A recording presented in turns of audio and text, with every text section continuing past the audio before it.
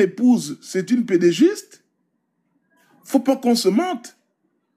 Maintenant, il y a eu des gens qui ont rompu avec le PDG. Obama, il a rompu avec le PDG. Il en a payé il a payé au prix de sa vie. Hein? Le deuxième à rompre avec le PDG, aujourd'hui, c'est pas Jean Ping, c'est Alain-Claude Billy-Bizet. Jean Ping, quand on regarde aujourd'hui son comportement, il n'a en rien rompu avec le système. Au contraire, ça l'a renforcé. Le premier à être récompensé par aujourd'hui une transition qui se retrouve décriée, c'est Jean Ping. Jean Ping fait partie des gardiens du temple. Demain, ne vous inquiétez pas. Attendez-vous à ce qu'il ait au moins un de ses enfants qui soit au gouvernement, soit Jean-François, soit, si ce n'est pas Jean-François, ça sera, comment vous l'appelez, Franck. Indubitablement. Donc, c'est une autre forme de PDG qui est là. C'est une forme plus radicale, peut-être militarisée, peut-être, voilà, peut-être opaque. Mais c'est le PDG qui est là. Et moi, je le sais parce qu'on n'a pas encore toutes les preuves. Mais je ne suis pas sûr que même ceux que l'on fait passer pour des victimes sont en réalité des victimes. Avec le temps, parce que rien n'échappe au temps, on pourra savoir qu'ils ont eux-mêmes fomenté ce coup d'État. Et il y en a qui n'ont pas été d'accord, qui sont partis. Parce que il faut toujours le règne d'une famille, les intérêts d'une famille. La preuve en est que où en est le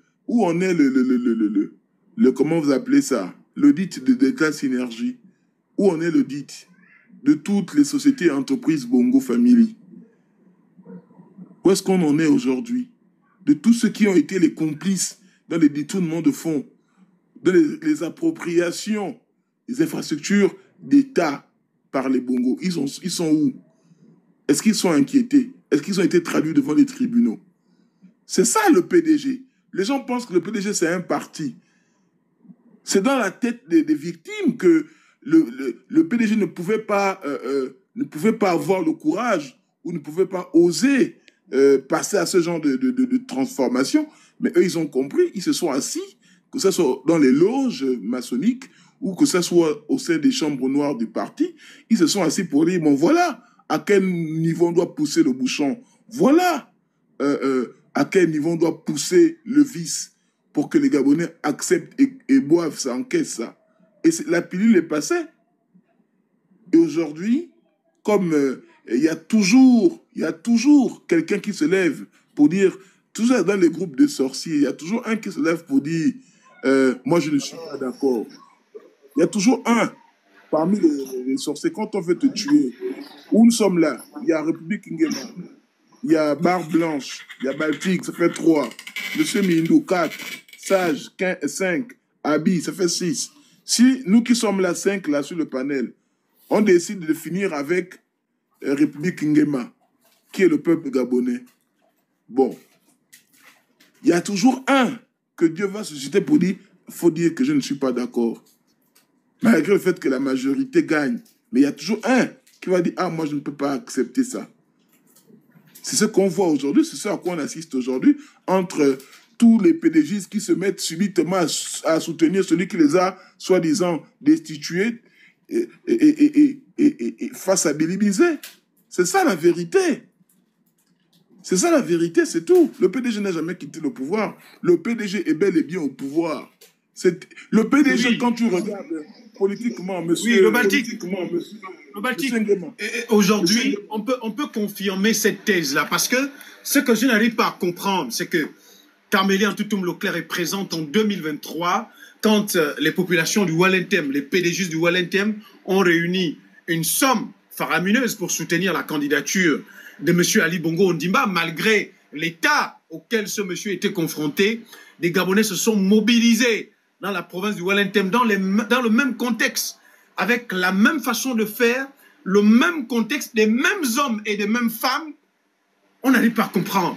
Aujourd'hui, en 2023, on retrouve les mêmes actes qui sont posées aujourd'hui, on se demande, est-ce qu'on aura vraiment la solution? Parce qu'on n'arrive pas à comprendre comment, au Gabon, on arrive à poser des mêmes actes, on arrive à faire la même chose à la personne d'Oligui, et on a fait la même chose à la personne de M. Ali Bongo. Et ce sont les mêmes personnes qui ont cotisé. Quand je regarde ici, je vois les noms des personnes qui ont cotisé, ce sont les mêmes. Je vois ici, par exemple, je vais donner les noms des personnes qui sont plus connues.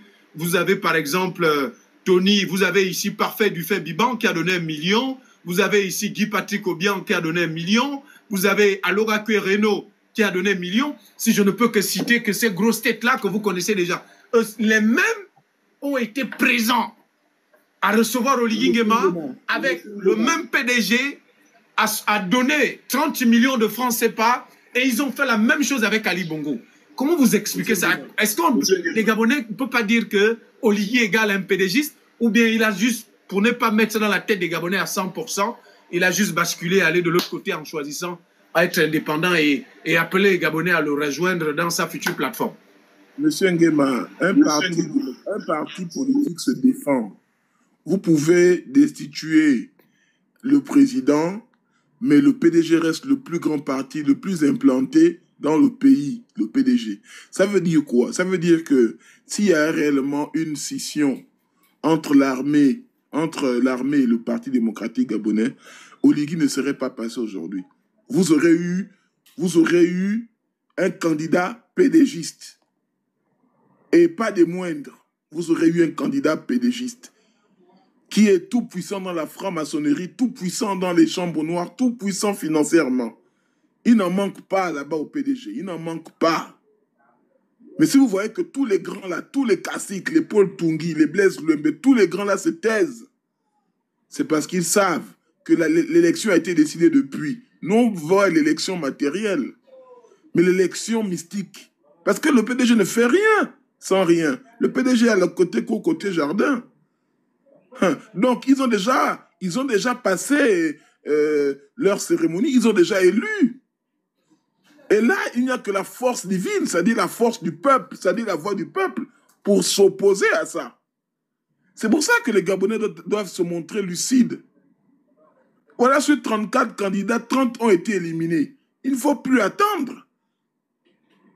Même si on va dire que ça a été... même si d'aucuns diront que oui, ça a été préparé. Mais là, c'est Dieu qui permet tout ça. C'est Dieu qui entre, qui confond les gens. Tu es là, tu es ministre. Dieu te dit, bon, écoutez, vous êtes en réunion là, le chef de l'État est là, vous êtes en train de frauder là. C'est Dieu qui dit, bon, retenez 4 là seulement. Même si nous avons 2 complices ou 3 ou 4, retenez 4. Mais dans les 4 là, il y a un qui peut surprendre, qui peut trahir. Il y a toujours un qui n'est pas d'accord avec le groupe de la sorcellerie. Et c'est là où le peuple frappe. Mais si les Gabonais sont lucides, c'est sans appel qu'on doit élire Bilibi. C'est sans appel. Sans appel. Mais comme nous, on est toujours dans des... On vibre bas. On vibre très bas. Monsieur Nguema, on vibre bas. On va revenir, monsieur le Baltique. On va d'abord donner la parole à Barbranche. On va donner 5 minutes à chacun. Après, maintenant, on va rentrer dans le vif du sujet des 4 candidats choisis à l'élection présidentielle du 12 avril 2025. Monsieur Barbranche, bonsoir. Bienvenue dans votre émission préférée aujourd'hui. Les enquêtes d'Esther Miracle, toujours aux abois. Les Gabonais attendent toujours, après avoir reçu pour des victimes et des gens qui ont perdu leurs parents, 3 millions de francs CFA aujourd'hui. L'enquête se poursuit d'après des sources en disant que l'enquête se poursuit. J'ai remarqué qu'au Gabon, depuis les années 90, c'est toujours le mot adéquat. Les enquêtes sont en cours. Ça prend du temps, ça prend des années jusqu'à les Gabonais oublient, parce que le Gabonais oublie vite. Dès qu'un Gabonais a le vin, la femme, dès qu'il est dans un bureau climatisé, dès qu'il réussit à détourner quelque argent, il devient vantard, pauvre mentalement et spirituellement. Il devient le héros, il devient le sauveur, il devient le Jésus, il devient égoïste. Il vit désormais de la politique aujourd'hui. Que peut-on nous retenir de la non-candidature du Parti démocratique gabonais? On ne comprend pas. Qu'est-ce qui se passe? Est-ce que le PDG attendait que Oligui Nguema se rallie à eux pour faire une sortie écrasante, comme même ils ont l'habitude de le dire? Nous avons vu leur sortie. On parlait des sports, le Phoenix est enfin sorti. Le PDG n'est pas mort, malgré quelques problèmes en interne, d'ailleurs, qui ne naissent pas d'aujourd'hui. Le PDG a toujours rencontré des problèmes en interne. Qu'est-ce que vous dites aujourd'hui au peuple, aux PDGistes? Est-ce que le PDG sera obligé de soutenir Brice Clotaire Oligui parce qu'ils ont tout perdu?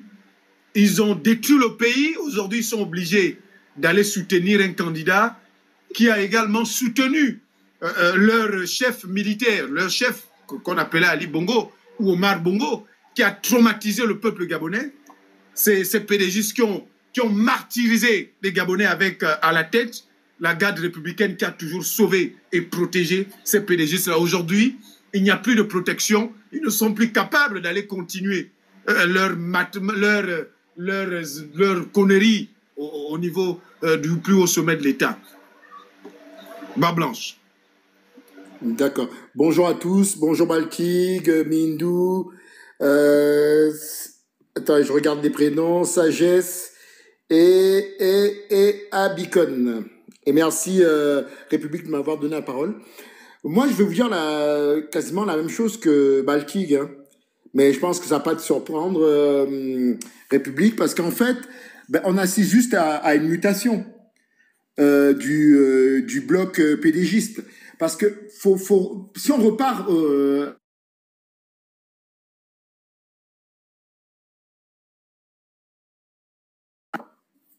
comme avait dit une certaine personne, dans une course, on ne donne pas le relais aux autres. Voilà, on transmet le relais juste à son coéquipier.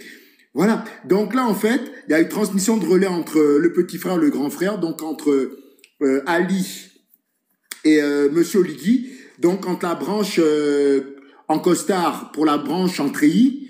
Donc, en fait, de façon logique, ils ont effacé le nom, entre guillemets, des Bongo pour mettre le nom d'Oligui Bongo, mais ils ont mis en parenthèse maintenant Bongo.